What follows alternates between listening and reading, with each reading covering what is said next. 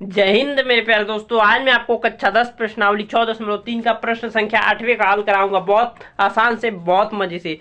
कह रहा समांतर चतुर्भुज ए बी सी डी की बढ़ाई गई भुजा ए डी पर। सबसे पहले तो एक समांतर चतुर्भुज बनाते हैं। तो एक रहा हमारे पास समांतर चतुर्भुज ए बी सी डी।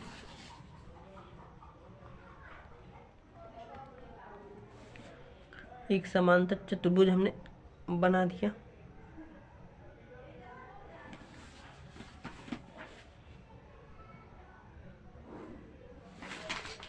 ये रहा एक समांतर चतुर्भुज ए बी सी डी। अब क्या कह रहा है बढ़ाई गई भुजा ए डी। बढ़ाई गई भुजा यानी कि ए डी, यानी कि इसको बढ़ा दिया जाए।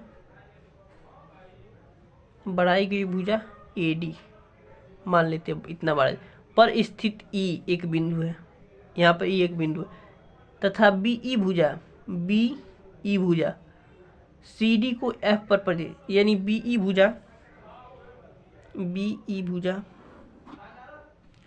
सी डी को एफ पर प्रतिच्छेद करती यानी काटती है। तो बहुत अच्छा है। अब कह रहा है दर्शाइए कि ए बी ई समरूप है त्रिभुज सी एफ बी के। तो समांतर चतुर्भुज क्या होता है? जिसके सम्मुख कोण बराबर होते हैं और आमने सामने की भुजाएं एक दूसरे के बराबर होती है। सम्मुख कोण यानी कोण ए बराबर होगा कोण सी, कोण डी बराबर होगा कोण बी, और इसके जो विकर्ण होते हैं समद्विभाजित करते हैं यानी कि मध्य बिंदु पर प्रतिच्छेद करते हैं। ठीक है, तो अभी तो विकर्ण का काम है नहीं, तो चलिए शुद्ध कर लेते हैं। सबसे पहले जो दिया उसको लिख लेते हैं। लिखेंगे हल। क्या दिया है हमें पास? दिया है ए बी सी डी एक समांतर चतुर्भुज है। समांतर चतुर्भुज है। बस इतना ही लिख रहा है। ये नहीं लिख रहा है कि सी डी ए डी को बढ़ाया बी। इतना क्या लिखना है, बस इतना लिख दिया। अच्छा है। और ए बी सी डी एक समांतर चतुर्भुज है और सिद्ध क्या करना है?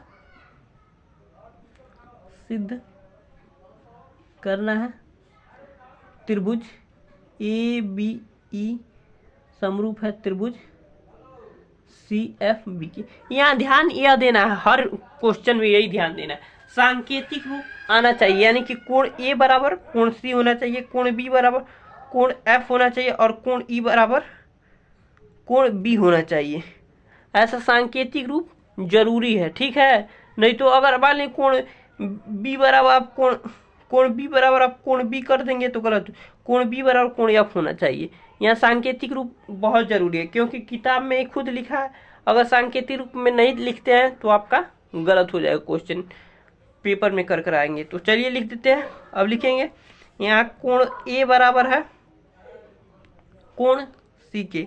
कोण ए बराबर है कोण सी के। तो कोण ए कहाँ है? कोण ए बराबर है कोण सी। क्यों है? क्योंकि सम्मुख कोण है। समांतर चतुर्भुज का सम्मुख कोण एक दूसरे के बराबर होते हैं। तो लिख देंगे सम्मुख कोण।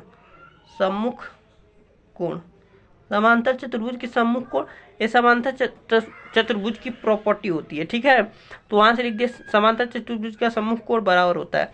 अब देखिए कोण बी बराबर है कोण एफ के।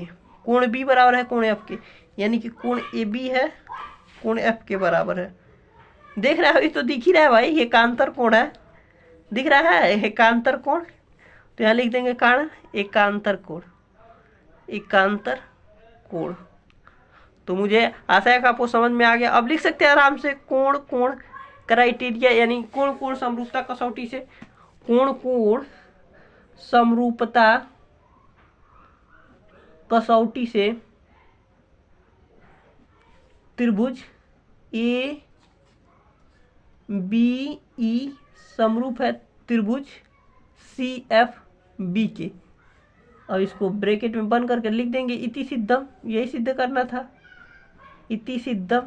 इसी को अंग्रेजी में कहते हैं हेंस प्रूव्ड, इति सिद्धम। तो मुझे आशा है कि आपको समझ में, एक बार और समझा देते, 1 से 2 मिनट लगेगा।